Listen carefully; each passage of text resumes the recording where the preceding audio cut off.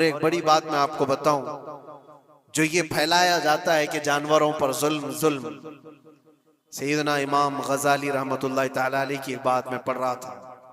हुज्जतुल इस्लाम, जिनकी किताबें पढ़ करके लोग अल्लाह के वली बन गए। इमाम गजाली का नाम सुना है?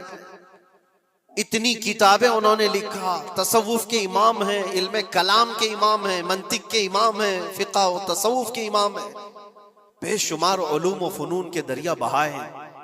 उस हुज्जतुल इस्लाम इमाम गजाली रहमतुल्लाह अलैह के इंतकाल के बाद उनके भाई ने उनको ख्वाब में देखा और पूछा, आपके साथ अल्लाह ने क्या मामला फरमाया? इमाम गजाली फरमाते, अल्लाह ने मुझे बख्श दिया, मेरी लिखी हुई किताबें, मेरी इबादतें, हजारों को जो मैंने पढ़ाया वो शागिर्द, ये सारी चीजों की वजह से नहीं, बस एक काम की वजह से।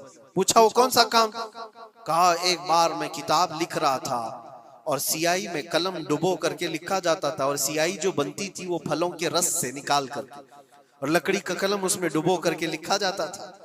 तो मैं लिख रहा था कि एक मक्खी आकर सियाही पर बैठ गई। मैं अपना कलम रोक लिया कि हो सकता है वो प्यासी हो, पी कर चली जाए। काफी देर तक वो मक्खी उस सियाही पर बैठी रही, और पी करके जब वो उड़ गई तो फिर मैं अपना कलम चलाता रहा। ये बात तो जिंदगी में आई और गई, मैंने तो इसको छोटा समझा था, लेकिन मेरी मौत के बाद रब तबारक व तआला ने मुझे उठाकर फरमाया, जिसने मेरी छोटी मखलूक पर रहम किया, बस इस नेकी की बुनियाद पर मैं तुझे जन्नत अता करता हूं। एक जानवर पर रहम करने की बुनियाद पर, एक जानवर पर रहम करने की बुनियाद